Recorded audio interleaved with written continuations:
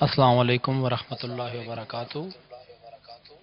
وعلیکم السلام ورحمۃ اللہ وبرکاتہ۔ جناب پلیز یہ تفصیل فرمائیے گا کہ سنت اور حدیث میں کیا فرق ہے؟ اس بارے میں کافی عرصہ ہو گیا ہمارے ذہنوں میں ایک خلفشار سا ہے، سمجھ نہیں پڑ رہی، تو آپ برائے مہربانی سنت اور حدیث میں جو فرق ہے، اور سنت کا اطلاق کس چیز پہ ہوتا ہے اور حدیث کا اطلاق کن کن چیزوں پہ ہوتا ہے اور کیسے ہوتا ہے، پلیز مہربانی کر کے اس چیز کی وضاحت ہمیں فرما دیں، شکریہ۔ ہر سنت کا حدیث پاک سے ثبوت ہونا ضروری ہے،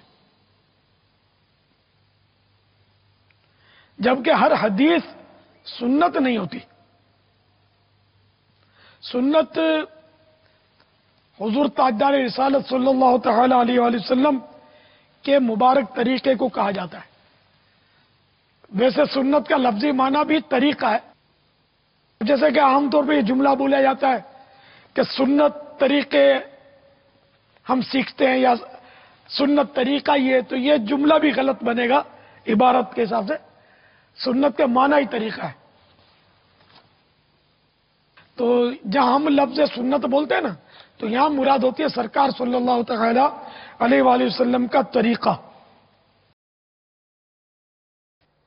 اس موضوع پر اگر حافظ صاحب کچھ رہنمائی فرمائیں، سنت اور حدیث کے حوالے سے سوال کیا گیا ہے۔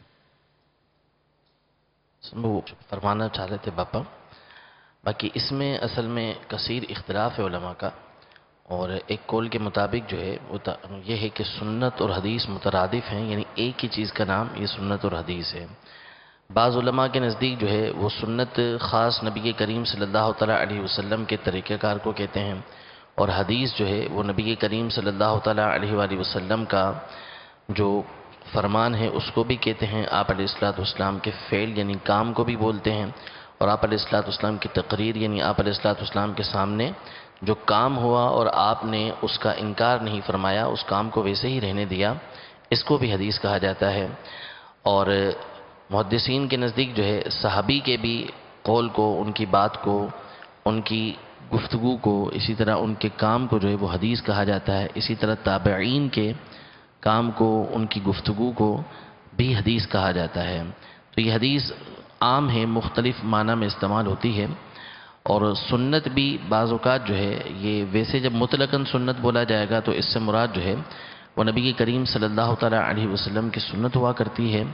اور کئی علماء کا یہ کہنا ہے کہ سنت بولتے ہیں اور بعض اوقات سنت خلفائے راشدین بھی مراد لیتے ہیں، جیسے کہ مشہور حدیث پاک ہے کہ علیکم بسنتی و سنت الخلفاء الراشدین المہدیین، کہ تم پر جو ہے وہ میری سنت اور میرے جو خلفاء ہیں ان کی سنت کو پکڑ لینا، مضبوطی کے ساتھ پکڑ لینا کہ لازم ہے۔